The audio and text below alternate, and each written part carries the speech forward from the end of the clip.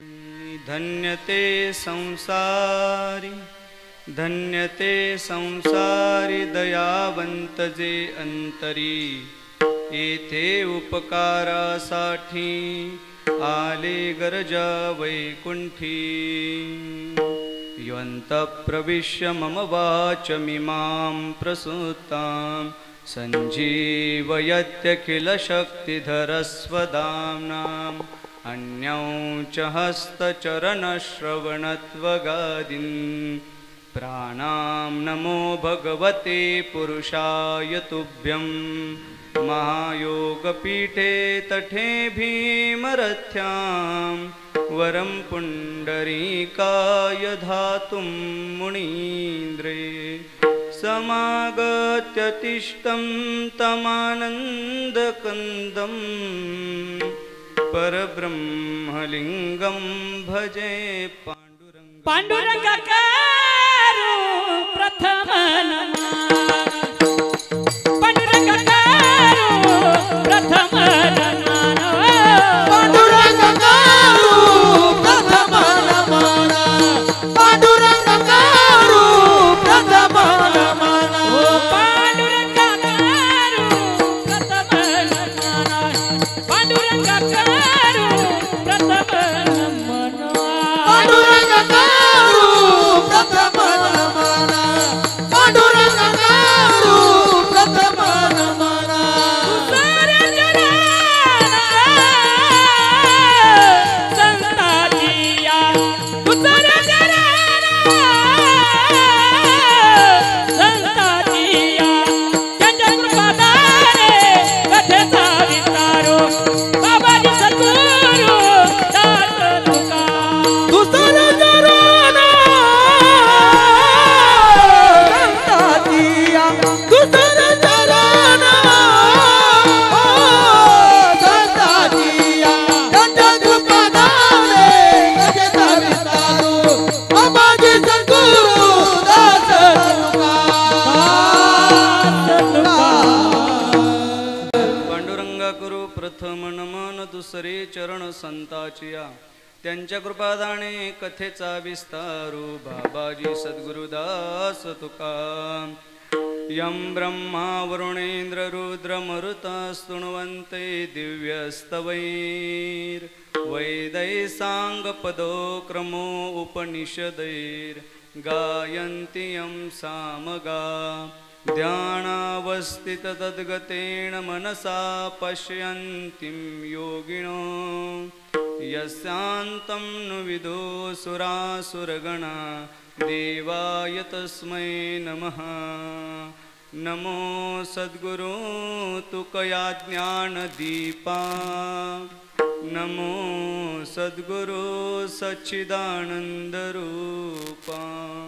नमो सद्गुरो भास्करा पूर्णकीर्ति, नमो सद्गुरो सच्चिदानन्दमूर्ति।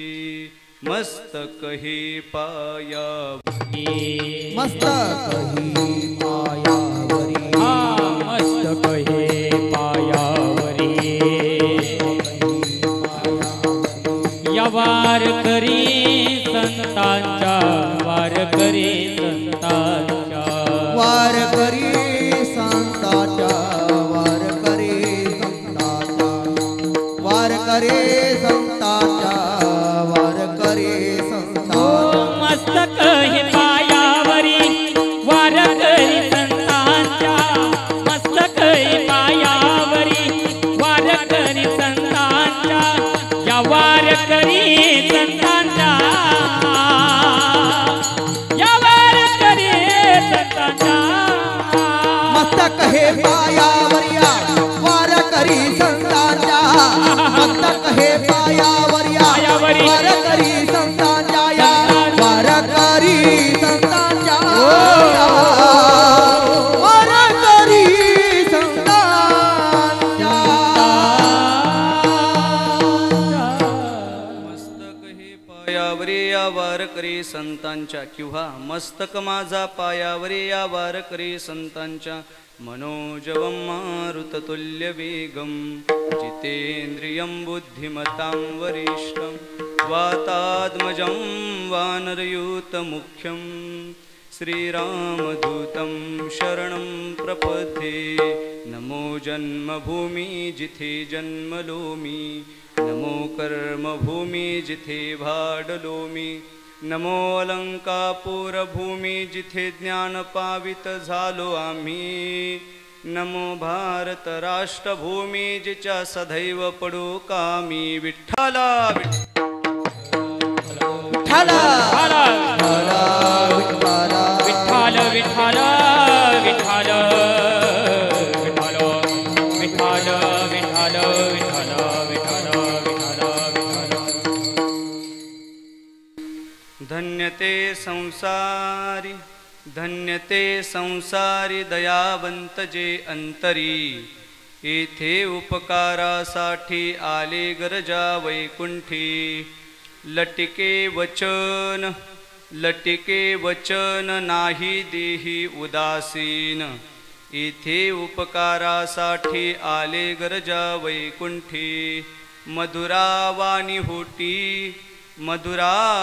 होटी तुका म्हणे वाव पोटी, येथे उपकारासाठी आले गरजा वैकुंठी। विठ्ठला विठ्ठल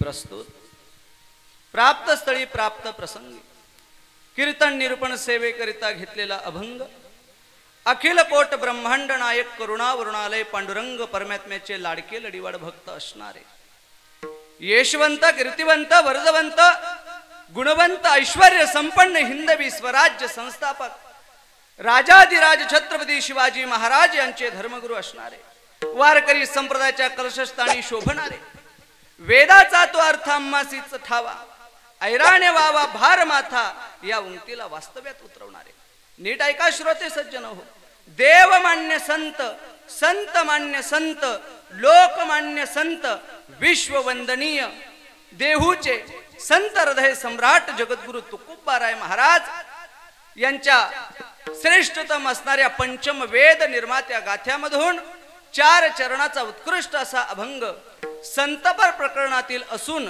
आजच्या कीर्तन रूपी सेवेकरता निवडलाय। विठ्ठला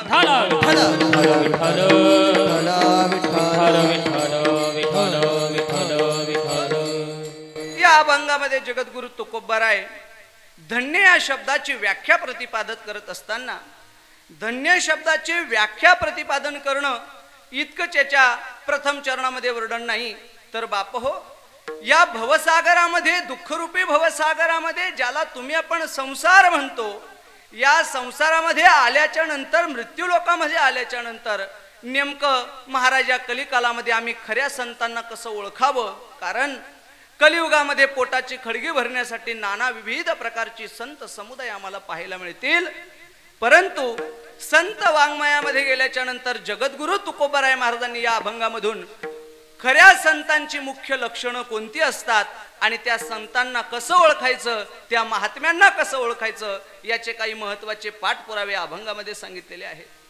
त्या संतांच्या बाबतीत जर पाहायचं झालं तर जगाच्या दृष्टीने नाही तर भगवान परमात्म्याने ज्यांच्याबद्दल धन्यतेचा उच्चार करावा असे जे होऊन गेलेत ते संत पण मुळात ते इथले नसून ते वैकुंठातून या ठिकाणी येतात आणि तुमच्या माझ्यावर उपकार करतात परंतु त्यांच्या उपकार करण्यामध्ये आणि सर्वसामान्य जनांच्या उपकार करण्यामध्ये फरक आहे।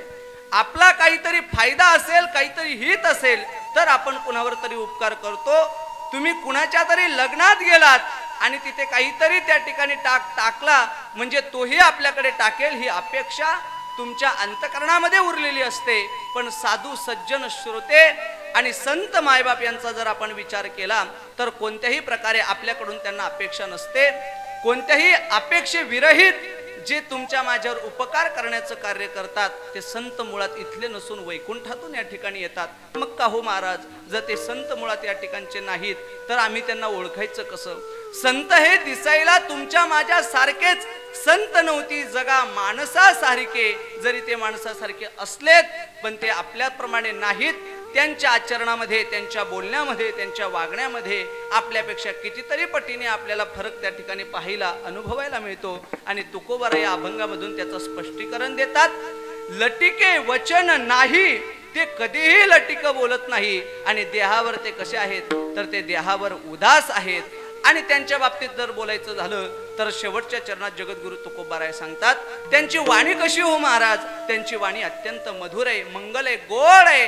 त्यांच्या सहज बोलल्याने तुमच्या माझ्यासारख्या सामान्य जीवांचं कल्याण होतं. त्यांची वाणी अमृताला सुद्धा जिंकणारी अशी आहे. मग महाराज त्यांची वाणी अमृतालाही जिंकणारी आहे आणि ते लटिकही बोलत नाही, असं कसं होऊ शकतं? कारण जगाची रीत अशी आहे, एकतर जे लटिका आहे ते माणसाला गोड लागतं आणि जे सत्य आहे ते माणसाला कडू लागतं.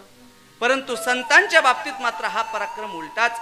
संत लटिकही बोलत नाही आणि असत्यही बोलत, म्हणजे लटिक तर ते बोलत नाही, असत्य ते बोलत नाही, पण त्यांची वाणी लटिक बोलत नसून साच आणि मवाळ आहे.